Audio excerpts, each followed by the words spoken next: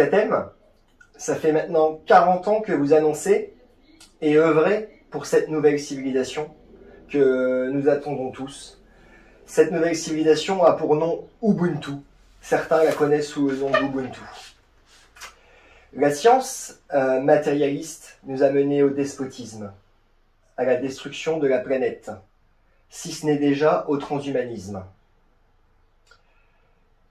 Nous sommes tous reliés, oui, mais nous avons besoin de mettre en évidence ce qui nous relie pour bâtir une nouvelle civilisation.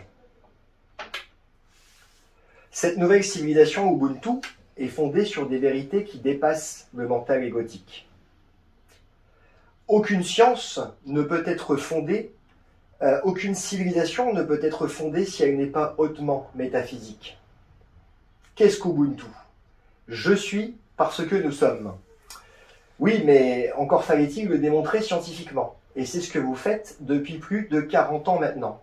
Alors Franck Athème, d'où vient cette nouvelle science ? Eh bien, d'où vient cette nouvelle science ? On va en parler très en détail dans la deuxième partie de notre film Mind, dont le sous-titre est « La connaissance au service de la souveraineté ». Le premier volet s'appelait « Votre vie a un but et vous ne le saviez pas ».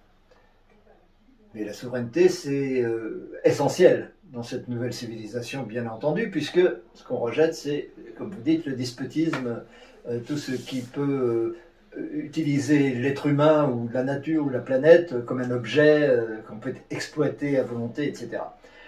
Et donc, c'est vrai qu'on ne peut pas imaginer que cette civilisation va durer encore. Et c'est vrai qu'elle va disparaître et qu'une autre va la remplacer. Celle qui va la remplacer, évidemment, sera celle du respect des uns et des autres, de tous les règnes de la nature, de la planète par elle-même. Et cela suppose de mettre à l'écart toutes les tendances humaines primaires qui consistent à défendre avant tout son ego et à s'opposer les uns les autres et à être en concurrence les uns avec les autres, et ainsi de suite. Comme vous dites, qui nous ont amenés à la destruction de la planète. Et pour en arriver là, il faut comprendre. Il faut comprendre ce qu'on est, ce que c'est que soi. Il n'y a pas d'autre solution, il n'y a pas d'autre science d'ailleurs que le fait de comprendre ce que c'est que soi. Si on ne comprend pas ce que c'est que soi, ce n'est pas une science. Les sciences matérialistes, les sciences qui étudient la matière, qui étudient, qui mesurent, qui essayent de produire des effets technologiques, etc., ne sont pas des sciences. La seule science qui vaille est une science qui explique ce que c'est que soi, et cela veut dire d'abord expliquer la conscience. Or, effectivement, ça fait 40 ans qu'on défend cette notion, cette compréhension de ce que c'est que la conscience, d'où elle vient, pourquoi elle est là, quelle est la cause de la conscience, pourquoi nous sommes conscients, pourquoi nous avons conscience d'un univers, et pourquoi cet univers est totalement constitué bon, on dit d'énergie, mais en réalité l'énergie c'est l'esprit, ce n'est rien d'autre que l'esprit. Et pourquoi cet univers qui n'est qu'esprit nous paraît matériel avec des atomes, etc. Et ça, c'est même depuis 1955 que c'est démontré par mon père Léon Raoul. Et donc, pour moi, le plus important, c'est de comprendre cette conscience qui nous relie tous, parce que la conscience, il n'y en a qu'une. C'est la même conscience qui en moi pense, c'est la même conscience qui en vous pense.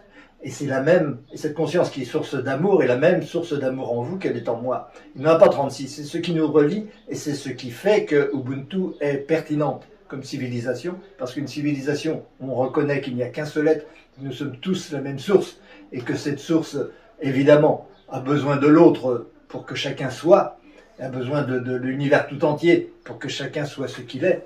Cette notion-là, évidemment, change tout dans les rapports de l'être humain, des êtres humains entre eux, évidemment, mais aussi de l'être humain par rapport à tout son environnement, puisque tout l'univers est notre corps.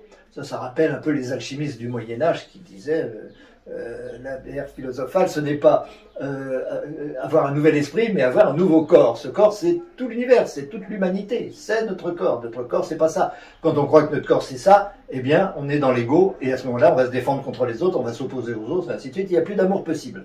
L'ego n'est pas capable d'aimer véritablement. Donc, la première chose, c'est comprendre qui on est. Et comprendre qui on est, cela s'appelle de la haute métaphysique, parce qu'il n'y a que la haute métaphysique, en particulier évidemment celle que j'enseigne à partir de l'hyper-rationalité, parce que tout cela est parfaitement rationnel et extrêmement rationnel, beaucoup plus rationnel que la science physique qu'on utilise aujourd'hui. Comprendre ce que c'est que soi suppose de comprendre la conscience d'abord. D'où vient la conscience, pourquoi elle est là, et comment elle engendre l'apparence de la matière, l'illusion de la matière, pourquoi elle se prend une forme atomique, pourquoi elle prend une forme de particule atomique, pourquoi tout cela se met en mouvement et pourquoi tout cela évolue vers la vie, etc., et vers la spiritualité. Toute cette évolution, c'est l'être. Nous sommes cette évolution. Nous ne sommes pas un état dans l'évolution qui serait une personne qui est arrivée ici par hasard et qui va repartir un jour, on se demande pourquoi. Mais nous sommes l'évolution elle-même qui passe au travers de chacun de nos corps et chacune de nos personnalités, chacun de nos égos. Et lorsqu'on a compris ça, évidemment, cela change tout. Mais pour le comprendre, on ne peut pas se fonder sur une science matérialiste. Il faut se fonder sur une véritable science, c'est-à-dire une science qui n'accepte pas les hypothèses, qui n'accepte que les certitudes au départ et qui permet d'en déduire toutes les autres vérités qui permettent d'expliquer la matière, d'expliquer l'univers, etc. Sans aucun Big Bang, bien entendu. Le problème n'est pas là, puisque nous le démontrons très largement. L'univers se crée et se recrée à chaque instant en totalité dans la conscience, non pas à partir d'un Big Bang qui serait une explosion de matière à l'extérieur d'un point zéro dont on se demande ce que ce serait, mais une implosion d'amour à l'intérieur de cette conscience qui est tout. Et cette implosion d'amour, on est perpétuellement en train de la renier quand on s'oppose à cette unité de l'être, à cette unité de notre réalité, et qu'on renie ce qui nous est commun à tous. C'est justement en reconnaissant ce qui nous est commun à tous qu'on peut changer notre comportement. Alors effectivement, c'est une science, c'est vraiment la science qui va fonder cette nouvelle civilisation. On le sait, beaucoup de gens le savent déjà dans le monde. Beaucoup l'ont reconnu, certains même l'ont annoncé, par exemple Alice Bailey, d'autres l'ont annoncé dans les années 40, mais aujourd'hui, elle est disponible, elle est là, et les gens commencent à s'y ouvrir. Et demain, cela ira de soi. Demain, ce sera ce qu'on enseigne dans les écoles, ce qu'on enseigne dans les universités, parce que tout ce qui est recherche aujourd'hui, que ce soit dans le domaine de la philosophie, de la science physique, ou même de la spiritualité, souvent, n'est que relié à des hypothèses. Et cette façon de concevoir l'univers à partir d'hypothèses ne peut amener que à des incertitudes et évidemment à des erreurs. On pourrait s'imaginer, et il y a de la complexité aussi, parce que le mental, il aime la complexité, il aime compliquer les choses parce qu'il a horreur de la vérité, il a horreur de comprendre véritablement les choses.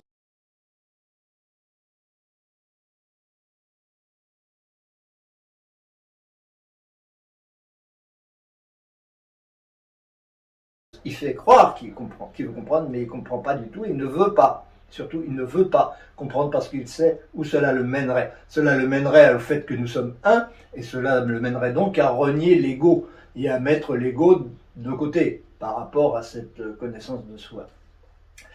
Et donc,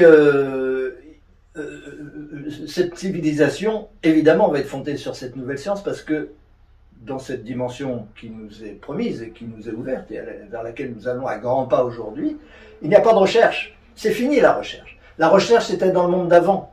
Dans le monde d'avant, il y avait la recherche, et la recherche, à partir d'hypothèses, permet tous les abus, toutes les erreurs, toutes les faussetés, et donc la mise de l'homme comme un objet, de le transformer génétiquement, de toutes sortes de façons, et de détruire les écosystèmes, etc., pour essayer d'en tirer quelque chose qui va encore plus satisfaire les égos de certains, les égos malades de certains, bien entendu. Et bien ça, c'est tout ce qui va disparaître très bientôt, mais ça ne disparaîtra, et ça ne permettra de faire jaillir une autre civilisation, que si cela est fondé rationnellement et scientifiquement, sinon cela ne sera pas admis. Ce n'est pas tout de dire je suis parce que nous sommes, ce n'est pas tout de dire ce qui est bon pour tous est bon et ce qui n'est pas bon pour tous n'est bon pour personne.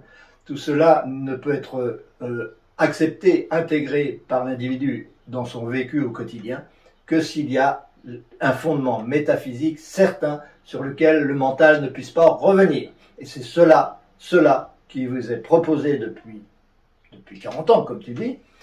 Et c'est cela que nous proposons d'introduire au travers de ces deux films, de ces deux parties du film Mind. Eh bien, nous vous invitons à les regarder, ces films. Il faudra aussi les partager, parce que c'est en les partageant qu'ils vont remplir leur rôle. Et merci de me donner l'occasion d'en parler. C'est d'ailleurs l'épistémologie de la haute métaphysique athénienne. Je me rappelle, il y en a qu'une. Bon, on s'en oublie. Hein. Non, mais c'est bon. Du coup, c'est bon. Non, vas-y, continue. C'est d'ailleurs l'épistémologie de la haute métaphysique athénienne. Il n'y a qu'une seule haute métaphysique. Il ne peut pas y en avoir deux parce que nous devons avoir une base commune si nous voulons avancer ensemble. Oui, on ne peut pas imaginer que l'humanité continue à se diviser entre des religions, des philosophies, des sciences. Ce n'est pas possible.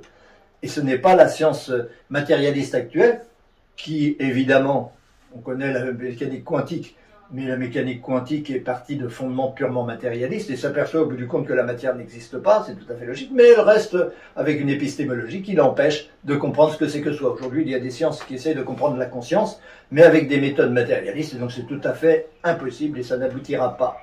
L'aboutissement, il est déjà acquis depuis 40 ans, comme tu le disais, et nous invitons donc chacun à bien vouloir la découvrir. Nous faisons ce que nous pouvons pour qu'elle soit découverte par tout un chacun, tous ceux qui veulent le faire, de façon que Ubuntu puisse naître. Ubuntu ou rien. Ubuntu!